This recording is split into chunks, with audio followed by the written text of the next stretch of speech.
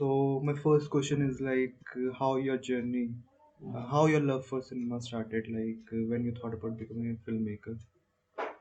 I don't know when I started thinking about being a filmmaker, but I want to explore few concepts overall through my art. It started initially while I was in Delhi, where I faced a lot of racism, like some sort of racism because of being South Indian. I wasn't allowed to drink water in some houses, and I studied in a very rich private school where there was a theater play, and they made like all the dark skinned people like play character that were like tea sellers and all these kind of characters. And then I came to Coimbatore, where my grandma's place is. And I came here. So in Coimbatore, my grandma and my family is like landlord's family. So when you come here, you see like there's like casteism, and my grandma and everyone is like inflicting casteism all over the place. So it's completely opposite.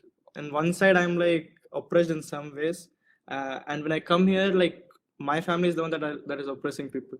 So there was this mixture of like guilt and pride that I wanted to explore.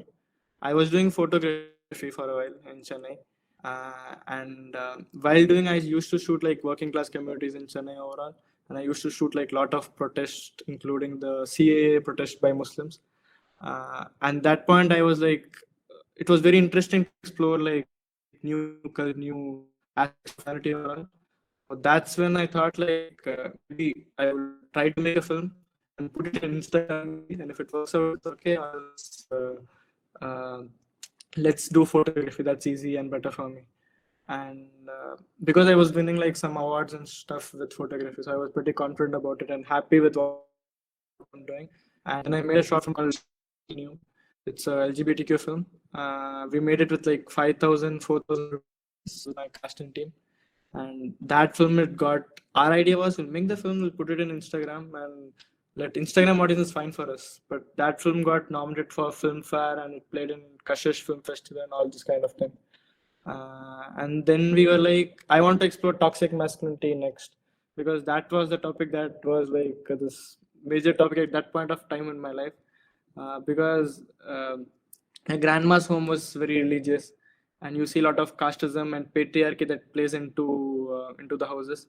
So, and my mom, she got married when she was 18, and she always lived in a guilt that she couldn't go to work and this kind of thing. So my guilt rose from that idea that I speak so much politics and so much about like fighting injustice and this kind of thing, but my mom is still in the house and she's a housewife.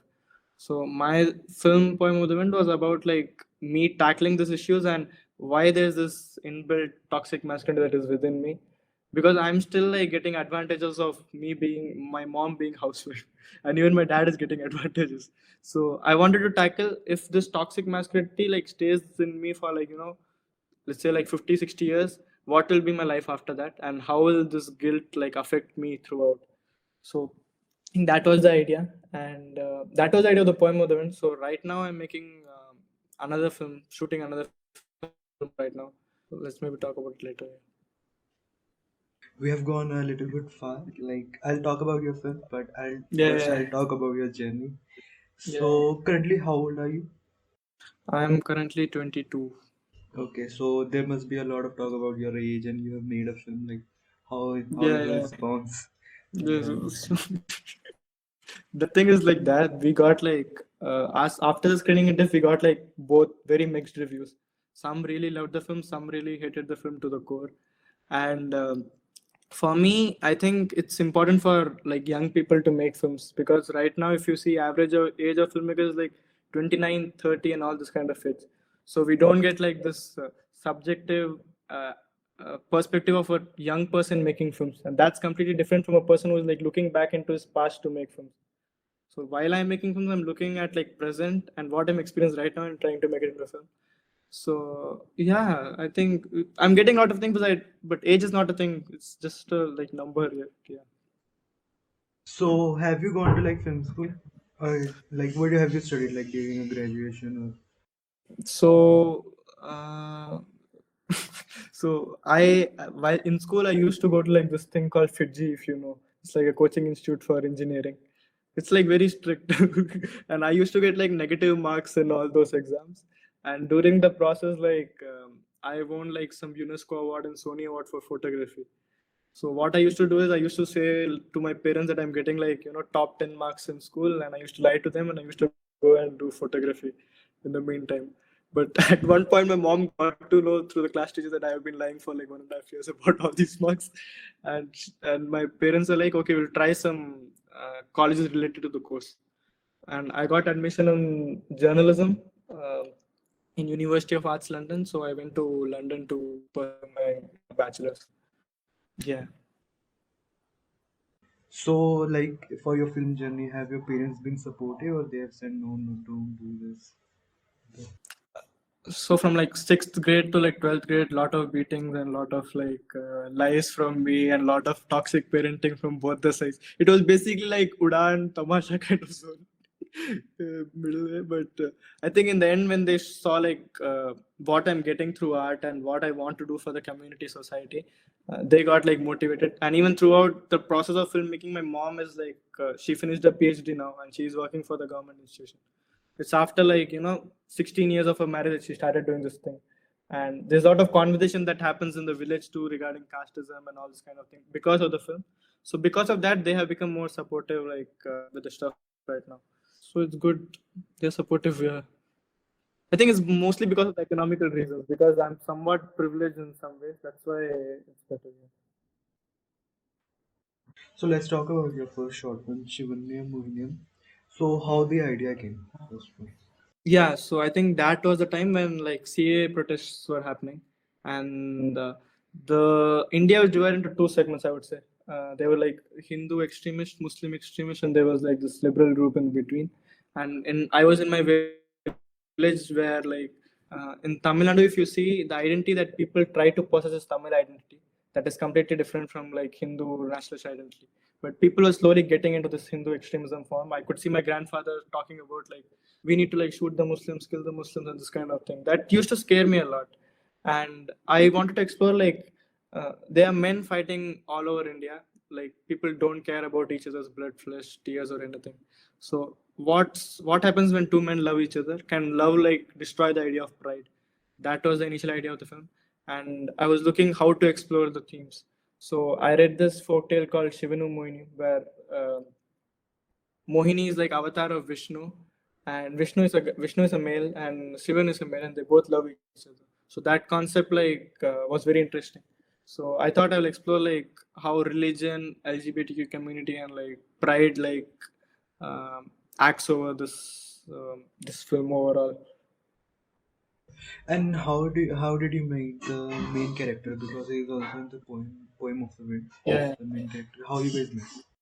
So he's actually like my school senior, and but I haven't talked to him for a while. He was like this famous guy in the school, so I was like this very doomerish guy, not talking to anyone.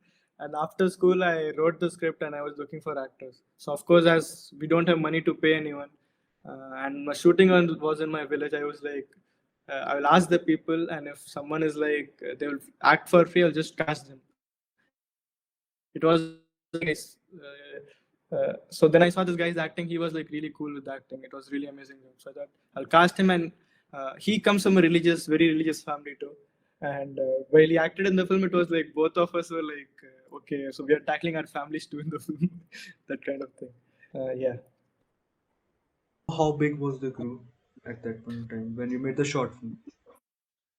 It was me, Pranav, the cast, and there's one more guy in my village called Karna. It was just like, yeah, 4 people. That's all. And then it got nominated for Filmfare Award for film short Yeah, film. yeah. The So sound how is was the very. reaction?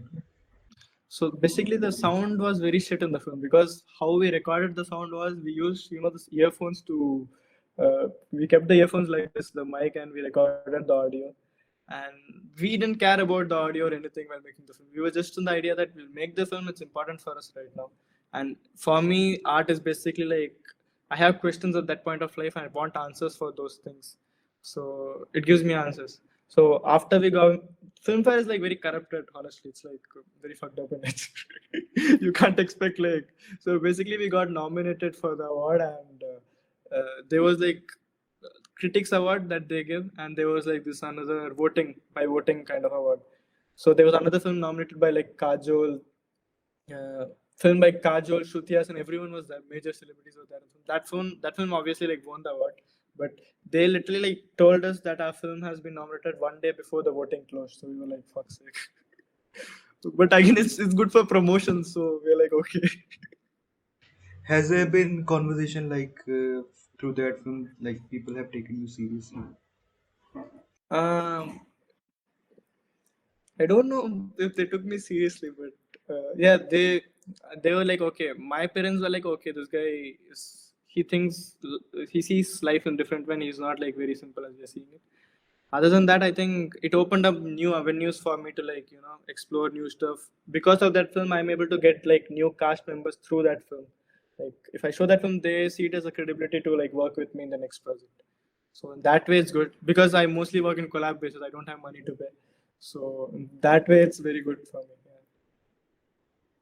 So, like, Poem of the Wind is also like we can say it's about Shivanyam and Mohiniam. It's a prequel. Shivanyam and Mohiniam is a prequel too. Hmm. So, like, how first of all, how Parth came, Parth sort of as an So executive producer. Parth is like I would say the best guy I have met in like 2 years. I tried speaking to a lot of.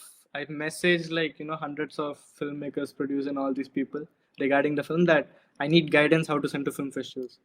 And the thing is, film festivals direct submissions they're very less that film get into through direct submissions. So I messaged 100 people like from my state, from different states, everyone. And Parth saw the film and he really liked the film and he came on board as the executive producer. And we started having conversation on what to do with the film. And then it was after the film was like finished when he came on board with the film to help me with the festivals. Yeah, yeah, yeah. So, like, you made Poem of the Wind by your own money, or there were like somebody gave you money.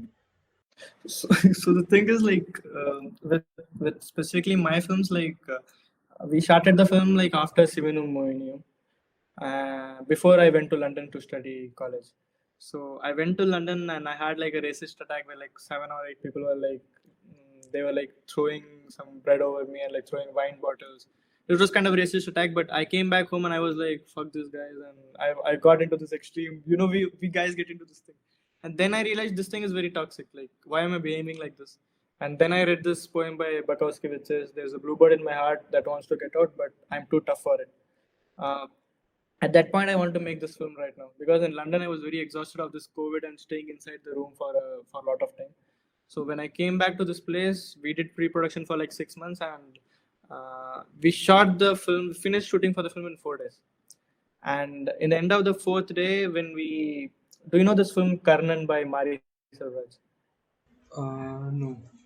So it's an amazing film. You need to watch it. So that film was playing in the theater. So we thought that will be a celebration film after the backup.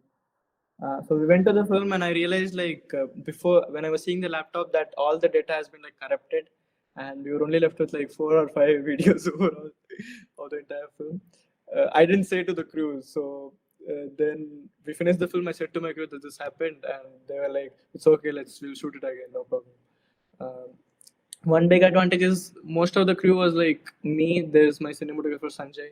There's Pranav, who acts in my film, and there'll be only like 5 or 4 people maximum in the crew. There'll be no more than that people. I don't like crowding myself with a lot of people during the show. And then after 1 year, I went to London. I was working as a waiter for like 6 or 7 months, earning money for the show. And then I came back. And when I came back, I was like, okay, we need to shoot this film right now because again, this extremism, religious extremism, was increasing in the country.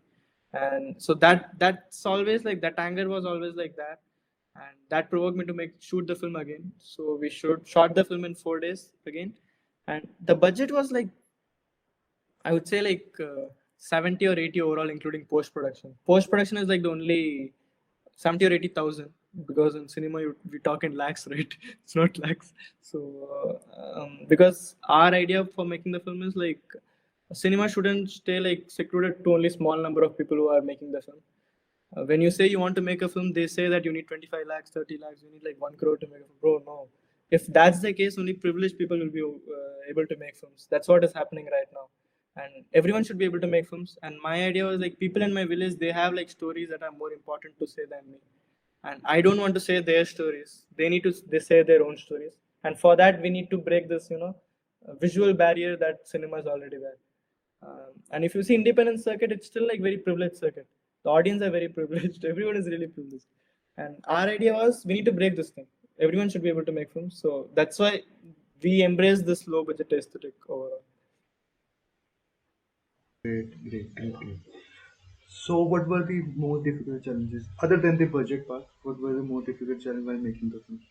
Um, yeah, first of all, the data got corrupted, so everyone was depressed for like 1.5 years. And then, so the first year when we shot the film, Sanjay he just left his like Byju's job, IT job, and he was like in this tamasha kind of zone where exploring life and this kind of thing. But after like 1.5 years, like life kicks in, and that he had his needs for his family, so he started working in a wedding company to fulfill that thing. And I came back with some money, some 60,000 to shoot the film. So cinematographer I didn't have. So Sivanumani I shot it myself. So this film we shot like whatever I was able to shoot. I shot the opening scene and the conversation scenes by myself. The scenes where I could shoot and it was possible for me to shoot. And actors' dates they weren't available because they were doing paid shoots now. The actress who worked in my film, she went on to when she was in the first schedule, she was like just starting in, but after 1.5 years, she became like a very big actress here in Tamil Nadu. So it was difficult to get her dates and stuff. And Pranav is working as an engineer in in Coimbatore, so he's also busy most of the time. So the difficulties were to get in all the cast because the shoot is in a small village which is far away from the city. So to get in all the cast and to like shoot the scenes, that was like the only difficulties. Other than that, post production and to get people who could work for collaborations is like again one big problem over there. So, currently it's being screened anywhere or being shoot. Um, we have got few screening dates, but I can't like say it out right now. That's the case. Yeah. So, currently, are you doing any other works like writing or shooting in the film? Oh yeah. So I have two projects. I made a film called Paradise Built in Hell while in London. That's a feature film. So I made that film because while I was studying as a student, it was again like a very predominantly like rich college that I was studying in. There was not like rich white people. There was rich white people, rich Indian people, rich black people, and all this kind of shit. And there was this Iran protest that was happening while I was there. It was about like a 21 years old Iranian who, because she didn't wear a hijab properly, she was like beaten to death by the police in Iran. So there was like large gathering of people who were protesting in London. But when you went to the police, there was like no white guy. There was only Iranians who were protesting. And when you see Western media, they're always like provoking that Muslims are the terrorists, Muslims are wrong. But when it comes to like these people fighting for their rights, no one like joins them together until it becomes like a trend or propaganda kind of thing, like in case of Palestine. So my anger was like, why do these people not care about it when they speak so much about the rights and all this? So we made the film, but after making the film, when I was talking to this film guys around that, then I realized that you need permit to shoot the film here. You need to have this union rules and this kind of shit. And I was like, fuck union rules, I'll just make the film. And yeah, we made the film. We showed it to like some 400 people in my college, like 2 day screening. Some white people got offended from it and they like walked away. Other than that, I can't release the film right now though. So I'll just put it in YouTube in some way because it's illegal for me to shoot anything in London. And then I came here and mm, uh, for 6 months I was like, what should I do? Because Poem of the Wind I wasn't getting anywhere through festivals. I was like, what should I do? And then I was like, this will be my last project that I will be making now. Then I will venture into photography after this. And I started writing this adaptation of Dostoevsky's White Nights. Um, then I started writing, and it evolved into like a very big project compared to my rest of the projects.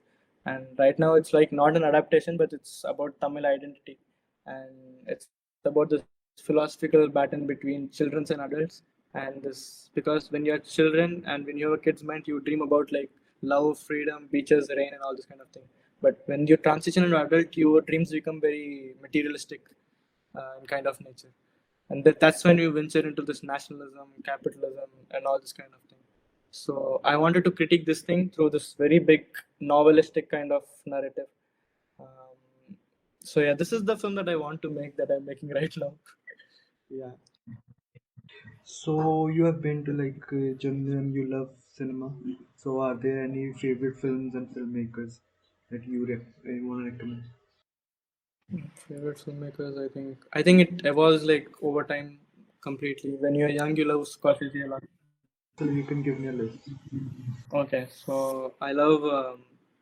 I'll say right now, I love Diaz, because that guy is a Philippines filmmaker. I would say he's like this cinema warrior kind of guy that you would want to say him, because that guy has been making film for 10 years. He's making films that he wants to make with small cameras, and like he 6 hours narrative, 10 hours narrative, and all this kind of thing.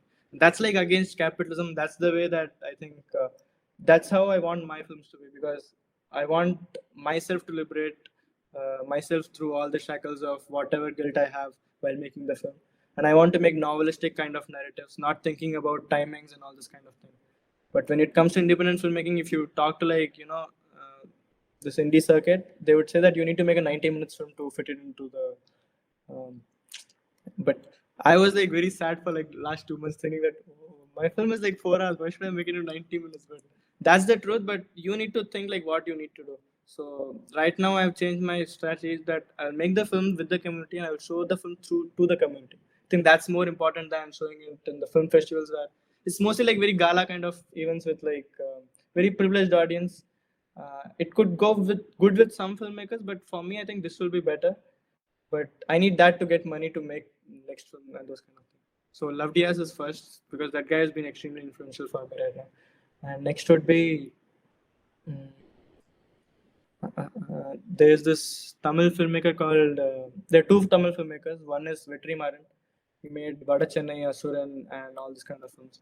And that guy's ideology and my ideologies are quite similar in some ways or the other. And I think that's how you need to represent like oppressed communities.